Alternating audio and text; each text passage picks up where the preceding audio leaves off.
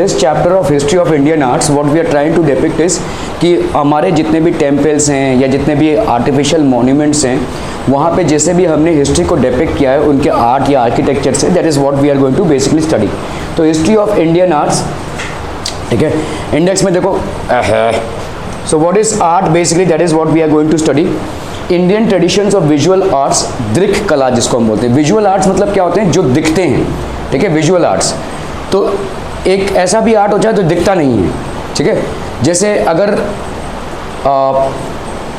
आप सिर्फ म्यूजिक को सुन रहे हैं तो दैट इज़ नॉट अ दृक कला, वो भी एक आर्ट है बट इज़ नॉट विजिबल, ठीक है। म्यूजिक आप सुन रहे हैं, इट इज़ नॉट विजिबल, ये दृक कला नहीं है। दृक कला मतलब कोई डांस फॉर्म हो गया, कोई पेंटिंग हो गई, कोई मूर्ति बनाना हो गया, ये सारे जितने भी आपके, कोई हैंडीक्राफ्ट हो गया, ये सारे आपके दृक कला होंगे। दृक कला मतलब जिसको आप देख सकें, ठीक है, दृष्टिगोचर हो जो, ठीक है। आर्ट ऑफ पेंटिंग, ठीक है, स्कल्पचर, आर्ट ऑफ पेंटिंग मतलब समझ में आ रहा है, डिफरेंट कैनवसेस पे आप जो पेंटिंग करते हैं उसकी art. Sculptural art, sculpture art मतलब आपका जो मूर्ति बनाने का आर्ट है, ठीक है, that is sculptural art. Indian iconography, ये भी हम पढ़ेंगे।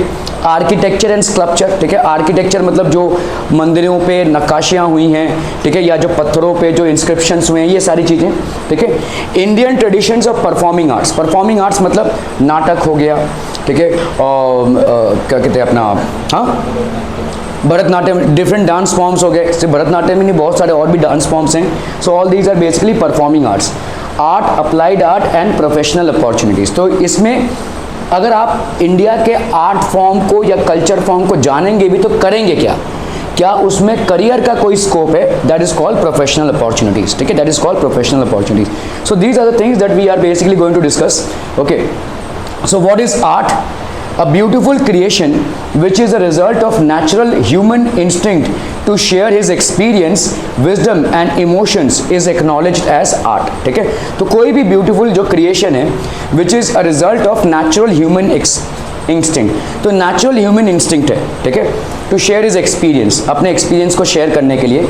विजडम मतलब जो हमने फील किया है, ठीक है, उसको शेयर करने के लिए। या विजडम, ठीक है, कोई मतलब चीज़ है जो मैंने अपने बुद्धि से जाना है, ठीक है, अपने नॉलेज से जाना है। And emotions is acknowledged as art, इसको हम बोलेंगे basically art. Just one moment people. Result of human instinct, हमारे अंदर के ह्यूमन इंस्टिंक्ट से। जैसे भाई साहब अगर मैं किसी को पेंटिंग बनाने दूँ कोई, तो अलग अलग लोग अलग अलग पेंटिंग बनाएंगे भाई साहब, ठीक है, अलग अलग मतलब ये डिपेंड करता है कि आप कैसे पेंटर को विजुअलाइज करते हैं। जिस चीज़ को आपको बनानी है वो आप कैसे अपने थॉट्स में उतारते हैं और कैसे आप उसको आर्टिस्टिक फॉर्म एंड शेप दे सकते हैं, ठीक है। सो ह्यूमन इंस्टिंक्ट से कोरिलेटेड है ये, to share his experience, wisdom and emotions, ठीक है। तो अपना एक्सपीरियंस, विजडम और इमोशंस को दिखाने की जो कला है इसको हम बोलेंगे art, this is known as art. Types of artistic creation, एक हो गया आपका भाई साहब विजुअल आर्ट्स, ठीक है। दूसरा आपका क्या हो गया भाई साहब, संस्कृत टर्म जिसका है क्या, दृक कला, ठीक है। दृक मतलब जो दिखता हो, ठीक है, दृक मतलब जो दिखता हो। तो this is basically visual arts. तो पेंटिंग, ब्रश करना, ठीक है, ये सारे जितने भी हैं आपके विजुअल आर्ट्स के फॉर्म हो गए। Origin as old as stone age man, तो हमको बहुत सारे पुरातन स्टोन एज से ऐसे स्टोन्स मिले हैं जिसमें आर्ट की सैम्पलिंग हुई है, ठीक है। तो स्टोन एज इंस्क्रिप्शन से, as old as a stone age man. Performing arts मतलब डांस वगैरह, different dance formats are there, Bharatanatyam, Udupi, ठीक है, बहुत सारे अलग अलग फॉर्मेट्स में, कथकली, ठीक है, ये सारे आपके अलग अलग डांस फॉर्मेट्स हैं। तो these are known as performing arts, ठीक है। संस्कृत टर्म ललित और आंगिक कला, ठीक है। आंगिक कला मतलब अंग से जो कला प्रदर्शित हो, पूरे बॉडी का जिसमें मूवमेंट हो, ठीक है, इसका आंगिक कला बोलेंगे या ललित, ठीक है, दैट इज कॉल्ड द ललित और आंगिक कला। Traditions of art, folk art क्या होता है भाई साहब, continued from the pre historic times, जैसे हाँ पवाड़ास, ठीक है। फोकलोर मतलब लोकगीत जिसको बोलते हैं, बहुत पहले से चला आ रहा है, ठीक है, लोकगीत बहुत पहले से चला आ रहा है, ये ट्रेडिशन बहुत पहले से चला आ रहा है, ठीक है।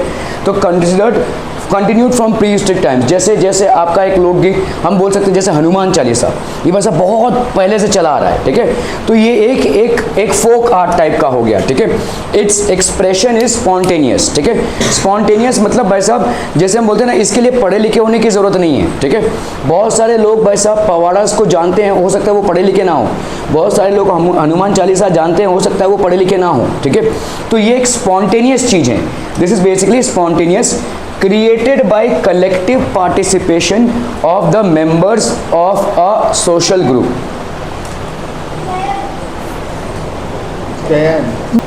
ओके, सो आपका भाई साहब फोक आर्ट है, continued from prehistoric time से है ये भाई साहब। इट्स एक्सप्रेशन इज स्पॉन्टेनियस, ये भाई साहब स्पॉन्टेनियस एक्सप्रेशन है, ठीक है।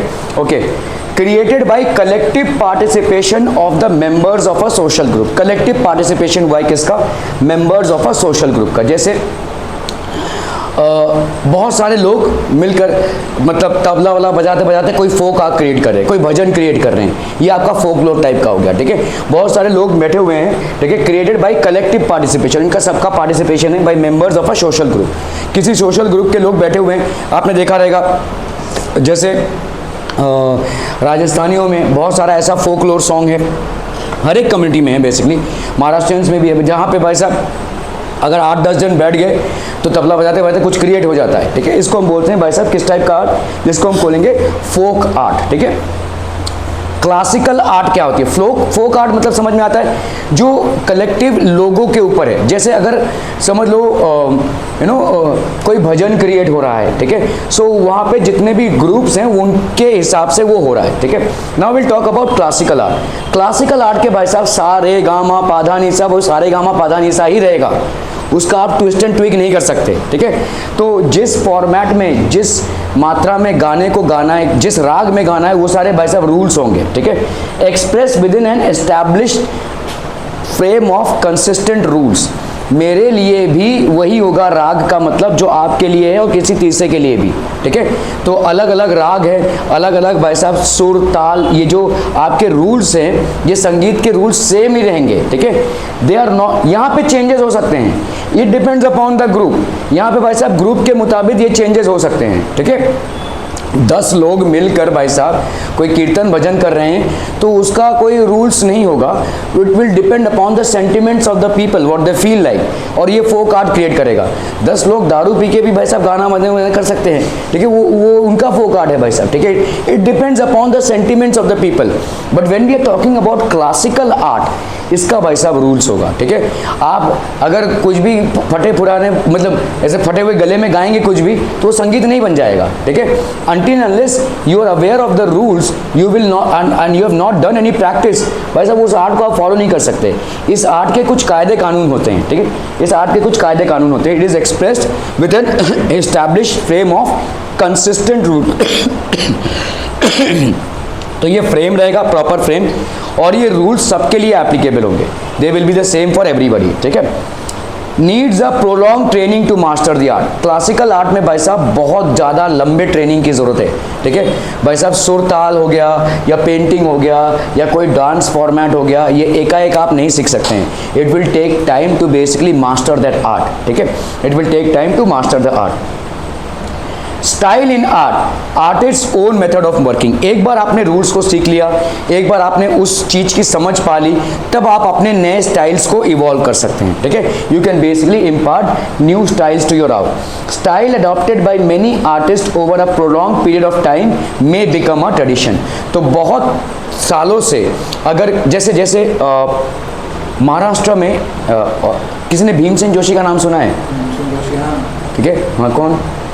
सिंगर है। So he was basically one of the greatest classical singers that India has ever produced, ठीक है।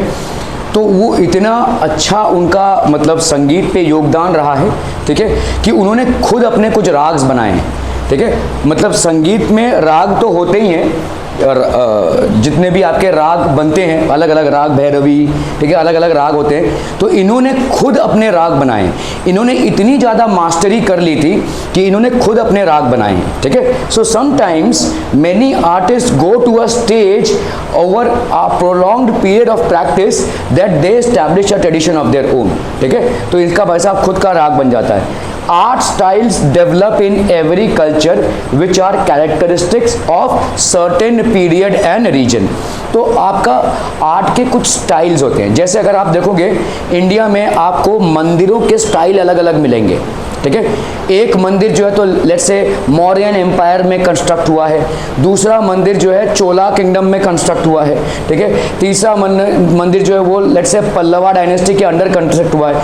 तो हर एक डायनेस्टी की अपने कंस्ट्रक्शन की एक अलग शैली थी, ठीक है। सो इस तरह से art styles are developed in every culture, अलग अलग कल्चरों में आर्ट का स्टाइल डेवलप हुआ है, ठीक है, which are characteristic of certain period, एक पर्टिकुलर पीरियड के ये कैरेक्टरिस्टिक हैं।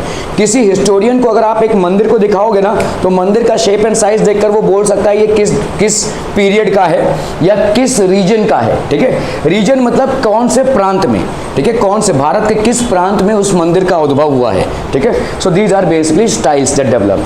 Styles are helpful in studying art history. तो आर्ट हिस्ट्री को समझने के लिए स्टाइल्स बहुत इंपॉर्टेंट होते हैं, they are very important and helpful, ठीक है। ओके, चलिए भाई साहब, dash is expressed with an established frame of consistent rules, folk art, classical art, performing art या visual art. So obviously it will be classical art, ठीक है। Lalit kala is also known as angik kala, ठीक है, it is also known as angik kala which is basically performing arts, मतलब dance के जितने भी forms हैं इसको हम ललित कला बोलेंगे, ठीक है। संस्कृत टर्म ऑफ दृग कला, ठीक है, Sanskrit term of visual arts will be drig kala, ठीक है। Okay, art of painting, paintings are two dimensional. भाई साहब देखो, ये एक एक्स एक्सिस पे और ये एक वाई एक्सिस पे, तो these are two dimensional, done on rocks, walls, papers, canvas and earthen pots. अलग अलग जगहों पे भाई साहब पेंटिंग्स होती हैं। Example, mural of Bodhisattva at Ajanta caves, ठीक है। तो अजंता केव्स में भाई साहब ये जो आपका मूर्तियां बनी हुई हैं, ठीक है, ये आपके पेंटिंग्स बने हुए हैं, ठीक है। Okay, Maratha style of painting, तो आपका देखो मराठा स्टाइल ऑफ पेंटिंग मतलब उस टाइम के जो जिस टाइप का राजा चलता था, मतलब जिस टाइम का राज्य चलता था, ठीक है, जैसे आपके भाई साहब पिलर्स वगैरह होते हैं, ठीक है, this is called the Maratha style of painting, ठीक है। तो this Maratha style of painting begin to develop in the later half of the 17th century. तो 17th सेंचुरी के लेटर हाफ में Maratha style of painting started to develop, ठीक है। Consist of coloured paintings, murals and miniatures. तो आपके coloured paintings हैं, murals and miniatures, मतलब ये सारा आपका जो कंस्ट्रक्शन देखो दिख रहा है, मतलब इसको आप देखकर ही बोल सकते हैं कि भाई साहब ये मराठा किंगडम का पेंटिंग है, जहाँ पे भाई साहब कोई राजा बैठे हुए और उनके भाई साहब प्रजा लोग बैठे हुए और कोई कुछ राजकार्य चल रहा है, ठीक है, कुछ राजकार्य चल रहा है। So murals can be seen in the old wadas at Wai, ठीक है, मेनावली एंड सतारा। ये जितने भी वाड़ास हैं, ठीक है, इन म्यूरल्स को वहाँ पे अभी भी रखा गया है, संग्रहित करके रखा गया है, ठीक है, it is still there. Style was influenced by the Rajput and European styles of painting. तो यूरोपियन स्टाइल और राजपूत स्टाइल दोनों का मिश्रण है। इस पेंटिंग की शैली में यूरोपियन स्टाइल और राजपूत स्टाइल दोनों का मिश्रण है, ठीक है, मराठा स्टाइल ऑफ पेंटिंग। तो जितने भी वाड़ास हैं उनमें हमको ये देखने को मिलते हैं। Folk styles of painting, rock painting sites which are found in India. कहाँ कहाँ पे भाई साहब? मध्य प्रदेश, उत्तर प्रदेश, बिहार, उत्तराखंड, कर्नाटका, आंध्र प्रदेश एंड तेलंगाना। इन सब जगहों पे आपका भाई साहब फोक स्टाइल्स ऑफ पेंटिंग्स हैं। Bhimbetka is a world heritage site. World heritage site मतलब क्या होता है? एनीवन? हाँ, मतलब वहाँ पे लोग आते हैं नहीं, वर्ल्ड हेरिटेज साइट मतलब हाँ, जो पूरे वर्ल्ड में एक ही जगह है। और क्या फिर क्या उसका नहीं हो सकता, ठीक है। मतलब अगर आपका यूनेस्को बेसिकली जो यूएनओ का पार्ट है, वो वर्ल्ड हेरिटेज साइट अगर किसी चीज़ को डिक्लेयर करता है, वहाँ पे आप तोड़कर कुछ और नहीं बना सकते, ठीक है। तो ये पूरे वर्ल्ड में जितने भी आपके हेरिटेज साइट्स हैं उनको रिकग्नाइज करता है, ठीक है। अगर आप मुंबई में जाएंगे तो जैसे आपका जो मुंबई CSTM स्टेशन है, that is a world heritage site, उसको आप तोड़कर कुछ और नहीं बना सकते, ठीक है। सो ये वैसे का वैसे ही रहेगा, ठीक है, वैसा ही है। तो ये लोगों को आकर्षित करता है। It is basically a depiction of the culture, times and the amount of artists that were involve, किस शैली में हुए, तो इस सब स्टडी के लिए बहुत इंपॉर्टेंट है। And then they are declared as world heritage sites. Bhimbetka is a world heritage site. It is famous for rock painting, तो रॉक में पेंटिंग हुई है। Black, red and white colours are used in the rock paintings. The tradition of folklore of paintings closely resembles the style of rock paintings। ठीक है, जैसे वारली painting, देखो आपका देखिए इस टाइप का वारली पेंटिंग है। ठीक है, तो आपका भाई साहब जैसे एक घर का डिज़ाइन हो गया, ये भाई साहब कोई घोड़ा गाड़ी जा रहा है। ठीक है, ये आपका भाई साहब कोई मेला चल रहा है। ठीक है, इस तरीके के बहुत सारे अलग अलग डिज़ाइंस। ठीक है, बारिश हो रही है, तो ये वारली पेंटिंग है। ठीक है, Jivya Saumya Mashe, the artist in Thane district, has been honoured with a number of national and international awards for his paintings. तो काफ़ी सारे इंटरनेशनल और नेशनल अवार्ड्स मिले हैं इनको अपनी पेंटिंग्स के लिए। ठीक है, in 2011 he was awarded the Padmashri. Padmashri basically highest civilian award है। ठीक है, पद्मश्री इंडिया में अवार्ड किया जाता है for some elite contribution to one's own field, अपने फील्ड में बहुत बड़े कंट्रीब्यूशन के लिए ये दिया जाता है। ठीक है, पिंगुल और चित्रकथी। ठीक है, तो पिंगुल और चित्रकथी ट्रेडिशन इज मेंशन्ड इन मालासोलास और अभिलाष थर्था और चिंतामणि। ठीक है, इन सब में ये मेंशन्ड है। It was written by Chalukya, जैसे मैंने आपको बोला पल्लवास हैं, चालुक्यास हैं, ये सब अलग अलग डायनेस्टीज हुई हैं। मौर्यन पीरियड हुआ है, ठीक है, चालुक्य पीरियड हुआ है, पल्लवास पीरियड हुए। तो it is written by the Chalukya king Someshwara in the 12th century. ठीक है, इन्होंने ये लिखा था। ठीक है, tradition is mentioned in Manasollasa और अभिलाष चिंतामणि। ठीक है, the tradition of narrating stories from Ramayan और Mahabharata with the help of wooden puppets, ठीक है, and paintings is known as Chitrakathi और पिंगुली ट्रेडिशन।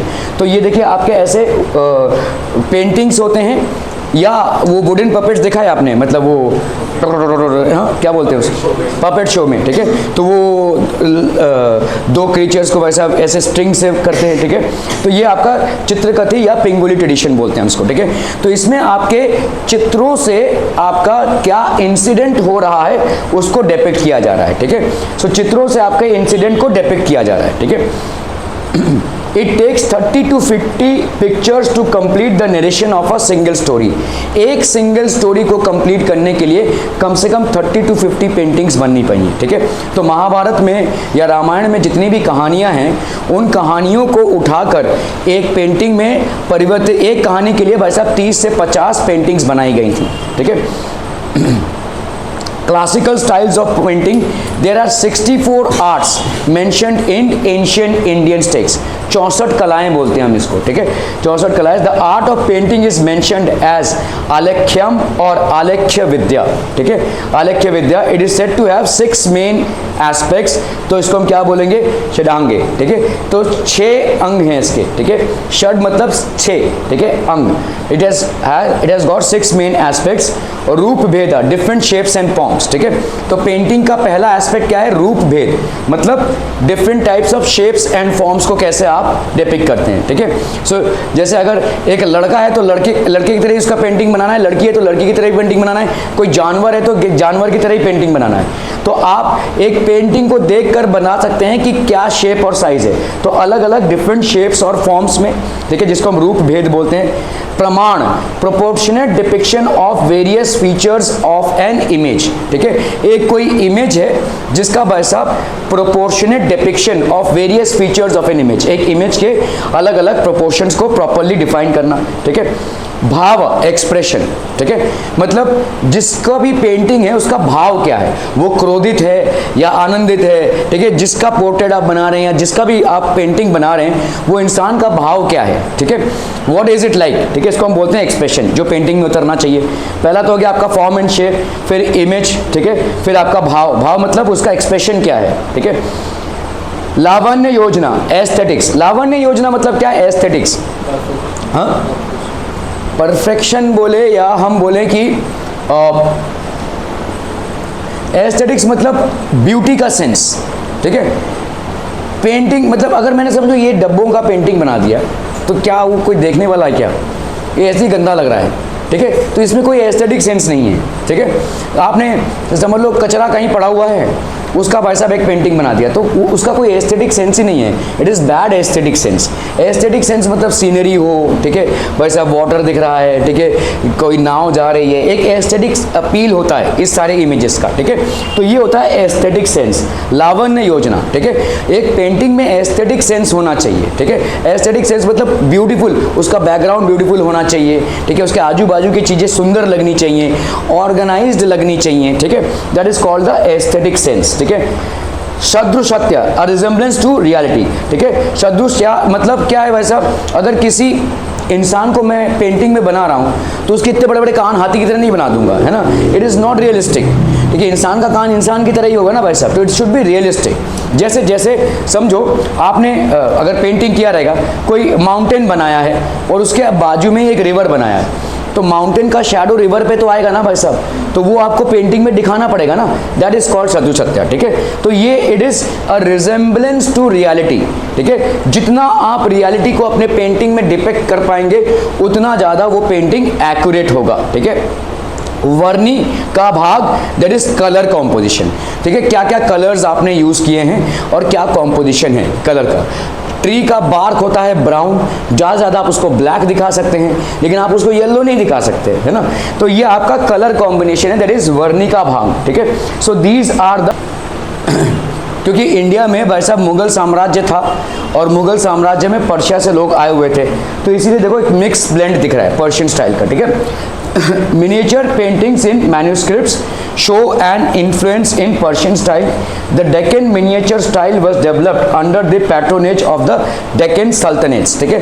तो डेक्कन के जितने भी सल्तनेट्स थे उनके अंडर में ये आपका पर्शियन स्टाइल देखने को मिल रहा है, ठीक है, Deccan सल्तनेट्स। Miniature style showing a blend of Indian and Persian styles was developed during the region of Akbar. तो अकबर एक मुगल साम्राज्य के लीडर थे, he was basically a Mughal king, so obviously उन्होंने पर्शियन स्टाइल को फेवरेटिज्म दिया, ठीक है, okay. Western style of painting. An art school was established under the leadership of James Wales, a Scottish artist in the times of Savai Madhavrao Peshwa in Shaniwar Wada in Pune, ठीक है। तो शनिवारवाड़ा पुणे में एक आपका एक डेवलप हुआ, ठीक है, under the leadership of James Wales, a Scottish artist. तो James Wales was basically a Scottish artist और उन्होंने ये भाई साहब सवाई माधवराव पेशवा इन शनिवारवाड़ा इन पुणे, ठीक है। वेस्टर्न स्टाइल ऑफ पेंटिंग, ठीक है। दिस इज बेसिकली एक आर्ट स्कूल की स्टैब्लिशमेंट हुई under the leader of James Wales. James Wales was a British, ये ब्रिटिश थे भाई साहब, स्कॉटिश आर्टिस्ट थे in the times of Sawai. He had done a portrait of Sawai Madhavrao and Nana Phadnavis, ठीक है। तो सवाई माधवराव और नाना फडणवीस का ये पोर्ट्रेट जो है उन्होंने बनाया था, ठीक है। Gangaram Tambat had made drawings on the rock-cut caves of Verul and Karle, some of which are preserved in the Yale Center of British Art of Yale University. तो यहाँ पे भाई साहब ये कुछ rock-cut paintings हैं, ठीक है। Characteristics of European style, exact portrayal of the object, जैसा है वैसा ही दिखाना, ठीक है। तो एग्जैक्ट पिक्चर या एग्जैक्ट कॉपी बनता है इसका, ठीक है। एग्जैक्ट कॉपी यूरोपियन स्टाइल में बन रहा है, ठीक है। J school of art and industry, कोई गया है यहाँ पे, बॉम्बे में ही है। अगर आप वीटी स्टेशन से उतरोगे तो पहला जो कॉलेज आपको दिखता है वो जे स्कूल ऑफ आर्ट है, और इसमें एडमिशन पाना बहुत मतलब मुश्किल है, बहुत मुश्किल मतलब बहुत मुश्किल। It is one of the premier art institutes of India, ठीक है। J school of art and industry which was established in 1857 offered courses in European style of painting. आज की तारीख में भी बहुत रेपुटेड कॉलेज है ये इन टर्म्स ऑफ आर्ट्स, ठीक है। आर्ट्स को अगर आपको पढ़ना है तो this is the best college to get into, ठीक है। जे स्कूल ये आपके वीटी स्टेशन के, ये हेरिटेज बिल्डिंग पे ही है, ये जो 1857 लिखा हुआ है ये ब्रिटिश के टाइम का बिल्डिंग पे ही ये कॉलेज है अभी भी, ठीक है, okay. Pestonjin Bomanji, an alumni of the school, made replicas of Ajanta paintings, ठीक है। So he basically made replicas, एकदम कॉपी बनाया उन्होंने जेरोक्स, ठीक है, अजंता पेंटिंग्स के। Sculptural art, 3-dimensional, such as images, statues, pots and objects with artistic embellishment. तो ये 3-dimensional है भाई साहब, पेंटिंग नहीं है। अभी आप भाई साहब पूरा मूर्ति बना रहे हैं, स्कल्पचर बना रहे हैं, तो 3-dimensional हो गया, ठीक है। It is not carved on a single sheet of paper, 2 dimension से अभी आप बाहर आ रहे हैं। 3 डायमेंशनल, ठीक है। Okay, rock sculptures made by carving, rock sculptures मतलब जो रॉक से आप मतलब हथौड़ी चेनी से पूरा काट काट के बनाते हैं, इसको हम क्या बोलेंगे, rock sculptures, and they are made by carving. Metal sculptures made with the help of moulds, ठीक है। तो आपके भाई साहब ऐसे मेटल कास्टिंग होती है और मेटल कास्टिंग में से हम मोल्ड्स बनाते हैं, ठीक है। आपने एक पहले स्ट्रक्चर बना दिया, उसमें मेटल को पिघला कर डाल दिया तो अभी वो बन जाएगा, ठीक है। तो this is basically made up of moulds, ठीक है। मोल्ड्स मतलब पहले से बना हुआ है और आपने मेटल को पिघला कर उसमें डाल दिया है तो मेटल वही शेप ले लेगा, ठीक है। Clay sculptures form with hands और बाय यूजिंग मोल्ड्स, ठीक है। तो क्ले से बनाते हैं और इसको हैंड से बनाते हैं और मोल्ड से भी हम बना सकते हैं इसको, ठीक है। Kailash temple at Verul is an unique monolithic sculpture carved out of a single lock. Monolithic, ठीक है, लिथिक मतलब एक सिंगल रॉक से ये पूरा स्ट्रक्चर बना हुआ है, देखिए, ठीक है। This is basically Kailash temple at Verul is an unique monolithic sculpture, एक रॉक से इतने लोगों ने वैसा इसको कार्विंग करके बनाया हुआ है, ठीक है। तो it is an example of rock sculpture which is basically made out by carving, ठीक है, क्लियर है, okay. National emblem of India, the lion capital of Ashoka pillar found at Sarnath. तो सारनाथ में जो आपका लायन कैपिटल अशोक पिलर का है, this is called the lion capital, और ये आपका भाई साहब नेशनल एम्ब्लेम ऑफ इंडिया है, ठीक है। आपके सब जगह पे ये नेशनल एम्ब्लेम लगता है, ठीक है, okay. Folk styles of sculptural art, beginning of sculptural art, carving tools out of stone, तो स्टोन से भाई साहब टूल्स को कार्व आउट करा जाता है, ठीक है। So carving tools out of stone, making clay images for rituals has been prevalent in India since Harappan times. तो क्ले इमेजेस मतलब हम जैसे अभी गणपति के टाइम पे जो क्ले इमेजेस बना रहे हैं गणपति के, ठीक है, और ये हरप्पन टाइम से चला आ रहा है। ड्यूरिंग रिलीजियस रिचुअल्स मतलब पूजा पाठ के टाइम पे जो हम क्ले इमेजेस बनाते हैं, बहुत पहले से चला रहा है Harappan times, and still continued in Bengal, Bihar, Gujarat, Rajasthan, Maharashtra etcetera, ठीक है। तो ये आपके क्ले कार्विंग्स हैं। Ganesh idols, masks of Gauri, bull figurines made for the festival of Bailpola, ठीक है, wooden memorials, veer girls, memorial stones, the decorated clay storage bins etcetera, ये सारे आपके एग्जाम्पल्स हैं, ठीक है, क्ले स्कल्पचर के। Classical styles of sculptural art, carving out sculptures of larger size began in the Mauryan period with the Ashoka pillars, ठीक है। तो ये आपके भाई साहब लार्जर साइज, द सांची स्तूप जो है was erected in Emperor Ashoka's time, emperor Ashoka के टाइम पे भाई साहब सांची में एक स्तूप बनाया गया, ठीक है, this is known as the Sanchi stupa. Sculptures of Bharat are testimonies of the continuous development of sculptural art in India. Testimony मतलब एक प्रूफ है, ठीक है। भारत में जो स्कल्पचर्स है, ठीक है, ये एक प्रूफ है कि ये मतलब आर्ट डेवलप हो रहा है, ठीक है, डेवलप होता ही जा रहा है। इसमें काफ़ी सारा रिसर्च चल रहा है उस टाइम पे भी, ठीक है। Bharhut are testimonies of the continuous development of sculptural art in India, मतलब आपका स्कल्पचर है ये प्रॉपर, ठीक है। This was discovered in Bharhut, ठीक है। The stupa at Borobudur in Indonesia is the largest stupa in the world, ठीक है। सिर्फ इंडिया में ही नहीं, हमारा आर्ट इंडिया से बाहर भी गया और इंडोनेशिया में ये बेसिकली लार्जेस्ट स्तूप है, ठीक है, in the largest stupa in the world, ठीक है। It was build between 8th to 9th century CE, ठीक है, it was built in that time. It was declared the World Heritage Site in 1991. इसको भी भाई साहब वर्ल्ड हेरिटेज साइट डिक्लेयर किया गया है in 1991, ठीक है। इंडियन आइकॉनोग्राफी, ठीक है, iconography is a branch of knowledge which includes everything about making of images of gods and goddesses, ठीक है, आइकॉन्स बोलते हैं हम, ठीक है। तो सारा चीज जो भी गॉड्स और गॉडेसेस को रिलेटेड इनके जो हम बनाते हैं, ठीक है, is a branch of knowledge which includes everything about making of images of gods and goddesses, ठीक है। सो जितने भी हम इमेजेस बनाते हैं गॉड्स और गॉडेसेस के, उस बारे में सारी चीज़ों को हम इंक्लूड करते हैं। The Gandhara school of art came into being in the 2nd century BCE in Afghanistan and neighboring regions. It had Greek and Persian influence. ये गांधार स्कूल ऑफ आर्ट हमारे इंडिया में भी आया, ठीक है। और ये कब आया भाई साहब? 2nd century BC में अफगानिस्तान और इसके नेबरिंग रीजन्स में, और धीरे धीरे ये इंडिया तक फैला। यहाँ पे ग्रीक और पर्शियन इन्फ्लुएंस देखा जा सकता है, ठीक है। तो ग्रीक या ग्रीस कंट्री का इन्फ्लुएंस और पर्शिया का इन्फ्लुएंस इस स्कूल ऑफ आर्ट में देखा जा सकता है, ठीक है, okay. The Mathura school led the foundation of Indian iconography. तो गॉड्स और गॉडेसेस के जो इमेजेस बनाने की जो आइकोनोग्राफी जो शैली थी वो मथुरा स्कूल ने लीड किया, ठीक है। Kushana period saw the rise of Mathura school. तो मथुरा स्कूल किसके डायनेस्टी में सबसे ज़्यादा राइज हुआ? कुशाना पीरियड में, ठीक है, कुशाना डायनेस्टी में, ठीक है। The Kushana Kings made use of images of various deities on their coins. तो इन्होंने भाई साहब अपने कॉइन्स में जितने भी डीटीज थे या जितने भी गॉड्स थे उनके चीज़ों को इम्प्रिंट करवाया, ठीक है। Iconographic rules were formulated and standards for structural art were set during the period of Gupta Empire, ठीक है। तो iconographic rules were formulated by सब किस रूल से हम ये iconographic images फॉर्म करेंगे and they were set during the Gupta Empire, ठीक है। The art of making bronze images was developed under the patronage of Chola kings during 9th to 13th century, ठीक है। तो यहाँ पे भाई साहब art of making bronze images, ये bronze images was developed under the patronage of Chola kings, ठीक है, during 9th to 13th century, ठीक है। ये चोला किंग्स के अंडर में ये हुआ, ठीक है, okay. Bronze idols of gods and goddesses like Shiv, Parvati, Nataraj, Lakshmi, Vishnu etc. were made in these period, ठीक है। तो ये आपके bronze idols है of gods, this is like Shiv, Parvati, Nataraj, Lakshmi, Vishnu etc. were made during this period. Architecture and sculpture.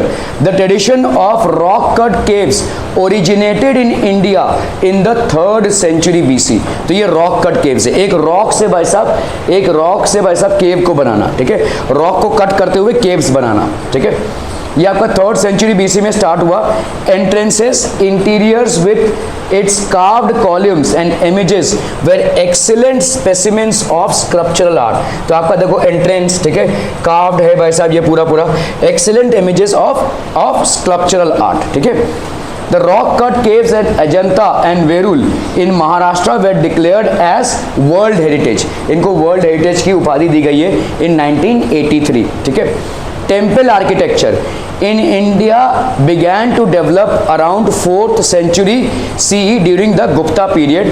Temples built at the beginning of the Gupta period had only the sanctum, ठीक है, गर्भगृह and a veranda with 4 columns. By the medieval period, various styles of temple architecture had developed in India. The styles of temple architecture are identified by the style of the tower, that is शिखर। ये भाई साहब temple है, ठीक है, नागारा style है, ये Dravid style है, ठीक है। Principal styles of Indian temple architecture, Nagara style of north India and Dravida style of south India. ये नॉर्थ इंडिया का स्टाइल है और ये आपका भाई साहब साउथ इंडिया का, ठीक है।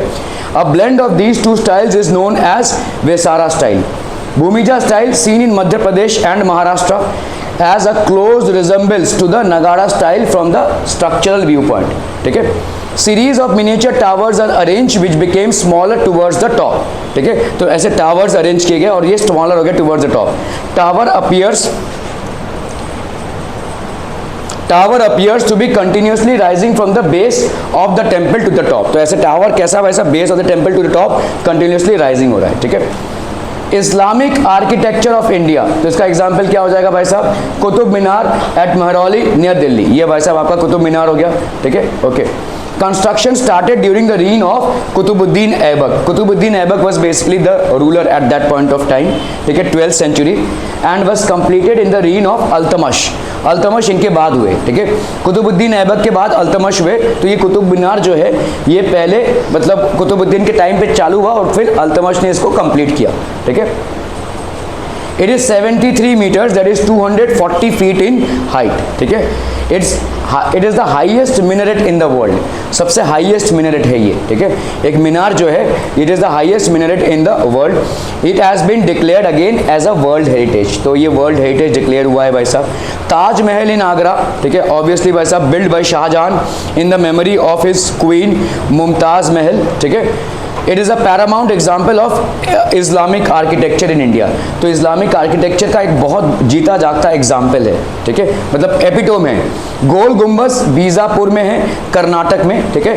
It is also built in the 17th century.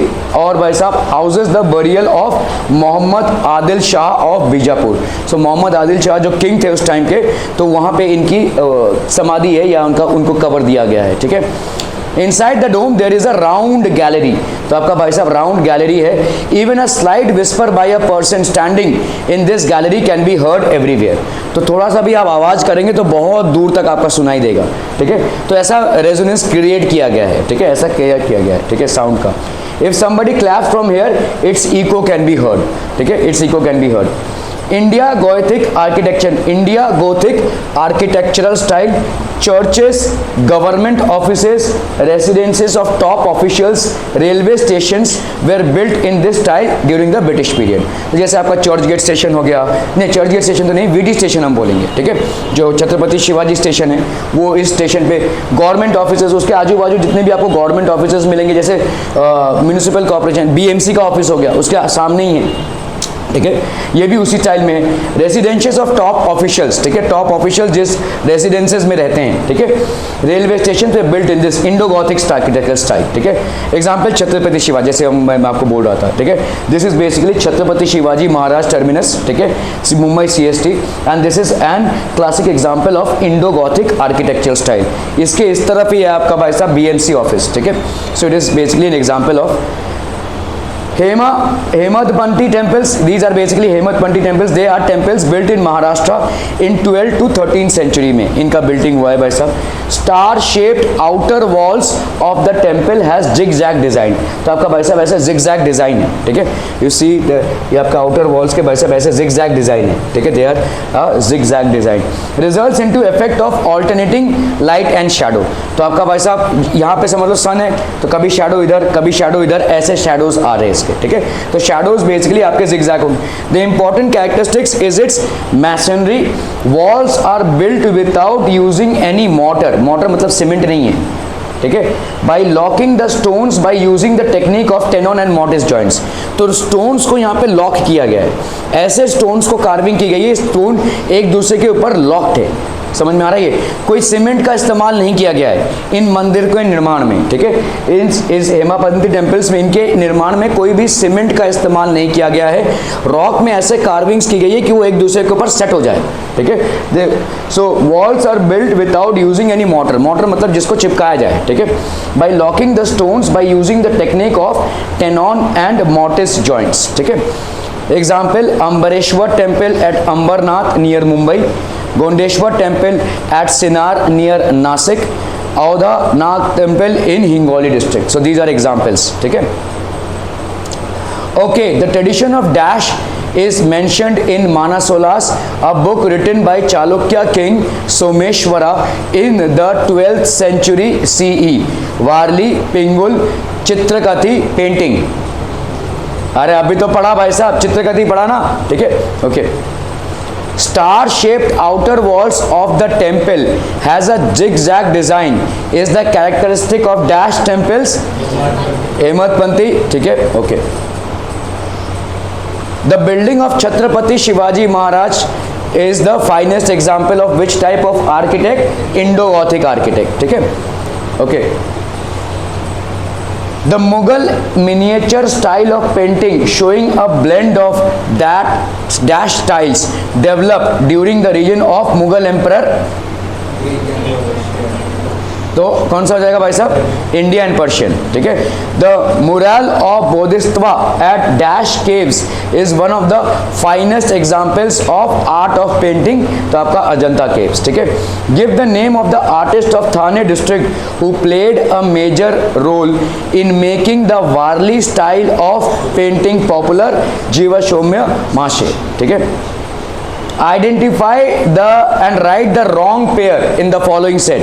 Maratha style, Vadas at Y, rock painting, Madhya Pradesh, Warli painting, Kolhapur, चित्रकथी कुडाल, ठीक है। सो वारली पेंटिंग बेसिकली कोल्हापुर का जो है, वारली पेंटिंग और Kolhapur, this is the wrong, ठीक है। Identify the end write the wrong pair, temple of Kailash Ajanta, Ashoka pillar Sarnath, Borobudur Indonesia, Bharat stupa Bharat, temple of Kailash हो जाएगा ना भाई साहब। अभी तो पूरा देखो भारू स्तूपा तो भारूत ही है भाई साहब, ठीक है। बोरोबुदुर जो हमने पढ़ा कि वर्ल्ड का सबसे बड़ा स्तूप है कहाँ पे, इंडोनेशिया में। अशोक पिलर ने आपका सारनाथ पिलर बनाया था, ठीक है। तो temple of Kailash which is in Ajanta, ठीक है। प्रीवियसली आस्क्ड बोर्ड क्वेश्चन देखो, identify and write the wrong pair. Qutub Minar Mehrauli, Gol Gumbaz Bijapur, Chhatrapati Shivaji Maharaj terminus Delhi, Taj Mahal Agra. तो आपका भाई साहब थर्ड वाला, ठीक है, Chhatrapati Shivaji Maharaj terminus that is in Delhi. Okay, explain the statements with reason. 2 marks का क्वेश्चन है, दिसंबर 2020 में आ चुका है। It is necessary to preserve the traditions like Chitrakathi which is on the verge of extension. Why? देखिए यहाँ पे की पॉइंट्स देखिए क्या क्या है। Traditional method of narrating stories from Ramayan और महाभारत, ये भाई साहब ट्रेडिशनल मेथड है रामायण और महाभारत से स्टोरीज को नरेट करने का। Pictures are painted in natural colours, और एक स्टोरी को नरेट करने के लिए कम से कम 30 से 40 पेंटिंग्स होती हैं। Handed down from one generation to other, एक जनरेशन से दूसरे जनरेशन में भाई साहब पास आउट होता है। Right about folk traditions of sculptural art, 4 marks का क्वेश्चन है 2019 का। तो कैसे आपको पॉइंट्स में लिखने, ये तो आपके की पॉइंट्स हैं, इस पे आपको सेंटेंसेस बनाने हैं। So it's a form of ancient art and it began with the carving of tools out of stone, making clay images for rituals which are performed, जो आपके religious पूजा पाठ, Ganesh idols, masks of Gauri, bull figurines made for the festival of बैल पोला। बैल पोला एक festival होता है जिसमें आपके भाई साहब बुल फिगर्स बनाए जाते हैं, ठीक है। वुडन मेमोरियल्स, वीरगल्स, इन सब चीज़ों को आपको भाई साहब आंसर में सजा कर लिखना है। These are key points, if these are missing no matter how many sentences you are writing it will be considered as a wrong answer, ठीक है। Indian traditions of performing arts, ठीक है, आज यहाँ तक ही रखते हैं। Indian traditions of performing arts से स्टार्ट करेंगे, ठीक है। Thank you so much for your. तो people we were basically discussing about various forms of art which have developed in India, तो history of Indian arts basically, और इसमें हम performing arts को भी देख रहे थे। we were also discussing about how different manuscripts में हमको ये सारे proofs मिले हुए हैं। तो Indian tradition of performing arts, performing arts मतलब क्या हो जाएगा, देखो tradition of performing folk arts. Folk arts मतलब एक फोक सॉन्ग, हर एक रीजन का एक फोक कल्चर होता है। फोक कल्चर मतलब पीढ़ी दर पीढ़ी वो चला आ रहा है, ठीक है। तो that is basically folk culture. India is varied and independent traditions of folk songs, folk instrumental music, folk dances and folk theatre, ठीक है। ये अलग अलग भाई साहब फोक सॉन्ग्स होते हैं, फोक इंस्ट्रूमेंटल म्यूजिक होता है, फोक डांसेस होता है, फोक थिएटर टाइप भी होता है। So these are basically different types of folks which are involve, different types of folks, ठीक है। Koli dance, Tarpa dance, Dashavatar of Konkan, kirtan, Jagar Gondal, powada etcetera, ये सारे आपके फोक परफॉर्मेंसेस हैं, ठीक है। कोली डांस मतलब ये फिशर कम्युनिटी का भाई साहब एक कोली डांस होता है, ठीक है। तरप्पा डांस, 10 अवतार ऑफ कोंकण, मतलब कोंकण में 10 ये कृष्ण के जो 10 अवतार हैं, भगवान के जो 10 अवतार हैं उस पे ये डांस है। कीर्तन, जागर गोंडल, ठीक है, पवाड़ा जो आपके शिवाजी महाराज के, ठीक है। तो ये सारे आपके फोक आर्ट्स में आते हैं, ठीक है। These are basically folk arts. Traditions of classical performing arts, Natya Shastra written by Bharat Muni is supposed to be the earliest one discussing music and theatre। तो नाट्य शास्त्र जो भरत मुनि ने लिखा था, one of the earliest which discusses primarily music and theatre, इसमें music और थिएटर का भाई साहब डिस्कशन होता है। 9 moods, ठीक है। तो आपके 9 moods हैं। हास्य, that is basically known as humor, ठीक है। बिभित्सा, रिपल्शन, मतलब ये इसको हम नवरस बोलते हैं, ठीक है। This is basically known as 9 rasas और नवरस बोलते हैं, ठीक है। हमारे जीवन में इन सारी चीज़ों का उद्भव होता है, ठीक है। All these 9 implements are there in our lifes, ठीक है। तो पहला आपका क्या है, देखो हास्य, जीवन में ह्यूमर होता है, ठीक है। विवित्सा, विवित्सा मतलब बहुत ही दर्दनाक, मतलब आपने कुछ गंदा सा देख लिया भाई साहब, ठीक है, राक्षस जैसे, ठीक है। तो इसको हम बोलते हैं विवित्सा रस, ठीक है। कि नाली में कीड़े जैसे विवित्सा, एक कोई भी ऐसा चीज़ इमेजिन कीजिए जिसमें आपको बहुत बेकार सी फीलिंग आती है, नाली के कीड़े भाई साहब, ठीक है, या बहुत सारा कुछ मतलब कचरा, ठीक है, इसको हम बोलेंगे विवित्सा। हाथ से मतलब आपका ह्यूमर। रौद्र, ठीक है, रौद्र मतलब टेरिबल, मतलब एंगर, ठीक है। रौद्र मतलब भाई साहब एंग्रीनेस, ठीक है। और क्या भाई साहब, करुण, सैड, करुण हो जाना मतलब सैड हो जाना, ये सब आपको होता ही है, ठीक है। वीर हीरोइक, जब आप थोड़ा से आपके डेयरिंग आती है आपको तो वीर, ठीक है। भयानक दैट इज फियरफुल, कोई भयानक सा चीज आपने देख लिया, ठीक है, कोई बहुत ही डरावनी सी चीज देख लिया आपने, तो जो इमोशंस आते हैं उसको हम भयानक रस बोलते हैं। अवधूत वंडरस, ठीक है, अवधूत मतलब वाव वंडरफुल, तारे आसमान पे, ठीक है, या सूरज या भाई साहब किसी चिड़िया की चिड़चिड़ाहट, ठीक है, तो इसको हम बोलते हैं अवधूत दैट इज वंडरस, ठीक है। शांत दैट इज पीसफुल, श्रृंगार दैट इज लव। तो ये सारी चीजों से भाई साहब हमारा जीवन का ताना बुना बुना जाता है, इनको हम नवरस बोलते हैं। These are basically known as 9 rasas.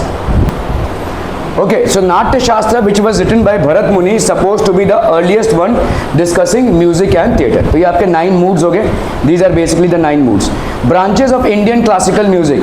एक हो गया आपका हिंदुस्तानी music and the other one is Carnatic music. तो आपका classical, shastriya and semi classical that is upshastriya. तो एक आपका क्लासिकल म्यूजिक हो गया और दूसरा आपका क्या हो गया भाई साहब, semi classical. Indian classical dance forms आपका हो गया भाई साहब कथक, जो ज़्यादा करके नॉर्थ इंडिया में प्रेवलेंट है, ठीक है, that is called Kathak. Lavani which is basically prevalent in Maharashtra, ठीक है, महाराष्ट्र में प्रेवलेंट है। Odissi which is basically prevalent in Orissa, ठीक है। Bharatanatyam which is prevalent in Tamil Nadu. Kuchipudi which is prevalent in Andhra Pradesh. ये सारे आपके अलग अलग डांस फॉर्म्स हैं, ठीक है। Kathakali and Mohiniyattam which is basically prevalent in Kerala. So ये आपके अलग अलग डांस फॉर्म्स हैं विच आर प्रेवलेंट और customized in other basically different parts of India. ये अलग अलग पार्ट्स ऑफ इंडिया में प्रेवलेंट है, ठीक है। The Sawai Gandharva festival of Pune is famous festival of music and dance. तो पूना में एक फेस्टिवल होता है जिसको हम सवाई गंधर्व फेस्टिवल बोलते हैं और ये this is primarily a festival of different forms of music as well as dance. Pandit Uday Shankar created a fusion of Indian classical dance and European opera. तो यूरोप में ओपेरा उनका एक भाई साहब बहुत जोर जोर से चिल्ला के जो गाना गाया जाता था वो एक फॉर्म ऑफ फोकलोर था और उदय शंकर जी ने इन दोनों को बेसिकली कंबाइन किया, ठीक है। किताबे नवरस, ठीक है, Kitabe Navras it is about Indian classical music. यहाँ पे आपके इंडियन क्लासिकल म्यूजिक को भाई साहब लिखा गया है, ठीक है, written by Ibrahim Adil Shah two in Dakhni Urdu language. Dakhani मतलब ढाका में जो उर्दू लैंग्वेज प्रेवलेंट था, बांग्लादेश में एक जो कैपिटल है बांग्लादेश का उसको हम ढाका बोलते हैं और वहाँ पे जो उर्दू लैंग्वेज था उस पर ये निकल गया है, ठीक है। इंक्लूड्स वर्सेस संग इन ध्रुपद स्टाइल। तो ये ध्रुपद स्टाइल में ये वर्सेस संग होते हैं, ठीक है, okay. It is originally translated in Marathi by doctor Syed Yahya Nashid. It is edited by doctor Arun Prabhune, ठीक है। तो इन्होंने भाई साहब एडिट किया हुआ इसको। Words printed on the cover, O Mother Saraswati, you are the divine light in the world and you are complete with all qualities. If Ibrahim receives your grace, the poetry of Navras will become eternal. तो ये एक Mohammedan होने के बावजूद भी इन्होंने सरस्वती माता की एक आराधना की है, ठीक है, और इसको भाई साहब उर्दू में लिखा गया है, ठीक है। So you see a blend of different cultures, ठीक है, in spite of being or rather belonging to a different religion, still he has basically followed this, ठीक है। Okay, complete the concept map भाई साहब। 9 फंडामेंटल मूड्स, ये आपका वीर हो गया, भयानक, अवधूत, शांत, करुणा और क्या क्या हो जाएंगे भाई साहब, श्रृंगार विच means love, hasya which means humour, vibhatsa which means repulsion and raudra मतलब टेरिबल, ठीक है, रौद्र मतलब भाई साहब आपका टेरिबल। इंडियन क्लासिकल म्यूजिक भाई साहब ब्रांचेज और फॉर्म्स क्या क्या हो जाएंगे, हिंदुस्तानी म्यूजिक, ब्रांचेज आपके क्या क्या हो जाएंगे, हिंदुस्तानी एंड कार्नेटिक, ठीक है, और फॉर्म्स क्या क्या हो जाएगा, क्लासिकल एंड सेमी क्लासिकल, जिसको हम शास्त्रीय और उपशास्त्रीय बोलेंगे, ठीक है। तो इंडियन क्लासिकल म्यूजिक को हमने ब्रांच वाइज 2 पार्ट में डिवाइड किया है, एक हो गया आपका हिंदुस्तानी और दूसरा हो गया आपका कार्नेटिक, और फॉर्म वाइज हमने 2 पार्ट में डिवाइड किया है, that is classical which is shastriya and semi classical which is upshastriya. Are we clear on this one people? Okay okay okay, चलिए भाई साहब यहाँ पे देखते हैं। Previously art board questions, complete the activity as instructed. North India, Orissa, Tamil Nadu, Maharashtra, Indian classical dance forms. तो क्या क्या हो जाएगा भाई साहब बताइए। आपका नॉर्थ इंडिया में आएंगे तो कथक एक नॉर्थ इंडिया का डांस फॉर्म है, ठीक है। उड़ीसा में उड़ीसी, तमिलनाडु में भारतनाट्यम एंड महाराष्ट्र में लावनी, ठीक है। So these are basically the classical dance formats. 2019 का 2 मार्क्स का क्वेश्चन है ये, ठीक है, okay. Art, applied art and professional opportunities. अभी देखो ये जो आर्ट है इसमें क्या कोई करियर बन सकता है, that is something that we have to recognise, ठीक है। आर्ट और अप्लाइड आर्ट में can we basically make a career out of it, so we will see. तो पहला आता है आपका आर्ट हिस्ट्री में हेरिटेज मैनेजमेंट। तो जितने भी आपके हेरिटेज बिल्डिंग्स हैं या जितने भी आपके पास पुराने मॉन्यूमेंट्स हैं उनको हम टूरिस्ट स्पॉट्स बनाते हैं, वहाँ पे टूरिस्ट लोग आते हैं, तो गंदगी फैलती है, ठीक है। तो इसको प्रॉपरली मैनेज करने के लिए हमको लोगों की जरूरत पड़ेगी, ठीक है, and that is called heritage management, art history, ठीक है। Then we have archaeological research, ठीक है। आर्कियोलॉजिकल रिसर्च ये भी आपका आर्ट हिस्ट्री का एक पार्ट है। लाइब्रेरी साइंस ये भी भाई साहब आर्ट हिस्ट्री का एक पार्ट है। देन वी हैव इंडोलॉजी, ठीक है। Then we have art market and then we have journalism. ये सब आपके डिफरेंट पार्ट्स हैं, ठीक है। आर्ट हिस्ट्री के डिफरेंट अप्लाइड पार्ट्स हैं। तो journalism, art market, Indology, heritage management, archaeological research, library science, these are different parts, ठीक है। Applied art is basically what, artistic creation with utilitarian purpose, ठीक है। तो हम यहाँ पे आर्ट को क्रिएट कर रहे हैं और यूटिलिटी के लिए। जैसे जैसे अगर आप देखोगे बहुत सारे ऑफिसेज में आर्ट वर्क्स रखे जाते हैं, ठीक है। बहुत सारे एस्टैब्लिशमेंट्स में आपके आर्ट वर्क्स रखे जाते हैं। जैसे समझ लो कैंटीन में आपका कोई आर्ट वर्क है, ठीक है। जैसे आप देखो यहाँ पे स्कूल के सामने अगर आप जाओगे बेसिकली नेहरू में जाओगे अगर आप, तो आपको देखोगे सारे दीवारों में पेंटिंग है, ठीक है। That is also an art work, ठीक है। इसको हम अप्लाइड आर्ट बोल रहे हैं, ठीक है। So artistic creation with an utilitarian purpose. तो ये जो पेंटिंग्स हैं इससे हमको क्या मतलब है, ये जैसे अगर आप देखोगे हाईवे में जाओगे तो आपको देखो वो बहुत सारी चीज़ें देखने को मिलती हैं पेंटिंग के थ्रू, मतलब हम कल्चर को डिपिक्ट करते हैं। प्लस हम ये भी इंफॉर्मेशन देते हैं कि भाई साहब कचरा मत फैलाइए, ठीक है। यहाँ पे स्कूल है तो यहाँ पे भाई साहब नॉइज मत कीजिए। So these are things which we basically instruct. तो इसको हम बोलते हैं यूटिलिटेरियन फॉर्म ऑफ आर्ट। जैसे ही आपका कोई आर्ट दीवार में रहेगा तो लोगों की नज़र उस पर जाएगी और वो मैसेज भी उन तक कन्वे होगा, ठीक है। तो इसीलिए हम इसको बोलते हैं यूटिलिटेरियन पर्पस। आर्ट को हम कर रहे हैं बट उससे हम फायदा भी उठा रहे हैं, एक मैसेज भी पहुंचा रहे हैं, that is called utilitarian purpose.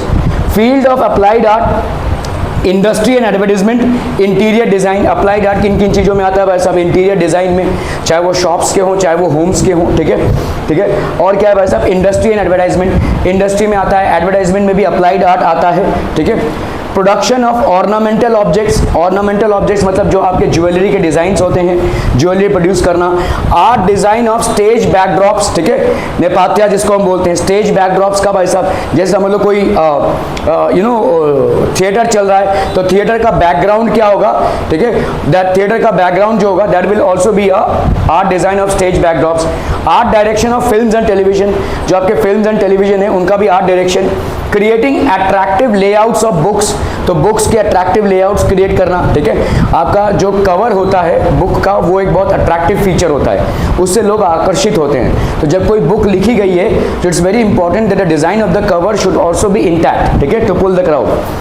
Okay, art direction of films and television, creating attractive layouts of books, magazines, calligraphy, production of greeting cards.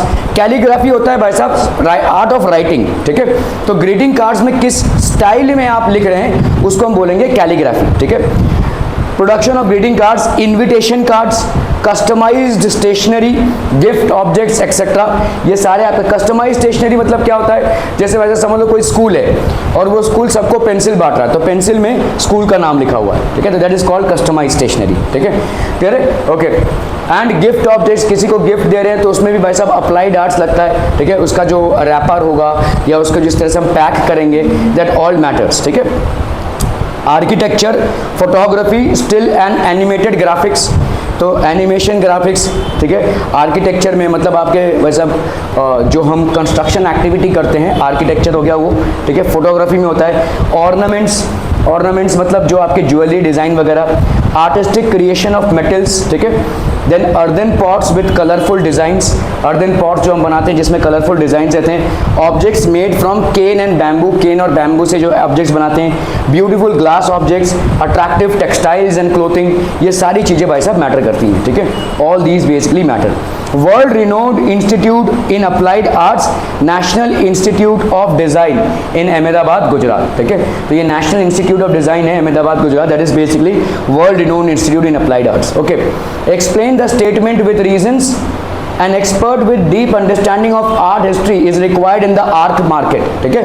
क्यों? To determine the exact value of an art object. एक art object का exact value कैसे होगा, एक painting का value क्या होगा, या एक ज्वेलरी का वैल्यू क्या होगा, इसका एग्जैक्ट वैल्यू क्या होगा। जैसे समझ लो, एक मैथमेटिक्स होती है आपकी अप्लाइड मैथमेटिक्स, और एक मैथमेटिक्स होती है आपकी हायर मैथमेटिक्स। फॉर एग्जांपल इस चीज़ को समझो, ठीक है। समझ लो ये कोई कैनवस है और इसमें मैं पेंटिंग कर रहा हूँ। कैनवस आ जाएगी भाई साहब 200-300 रुपये में आ जाएगी। अगर मैं बहुत बड़ा कोई आर्टिस्ट हूँ, ठीक है, तो मैंने जो वाटर कलर यूज़ किया है उसमें समझ लो और 500 रुपये का खर्चा या 1000 रुपये का खर्चा, ठीक है। ज़्यादा से ज़्यादा 2000 रुपये में पेंटिंग निपट जाएगा, ठीक है।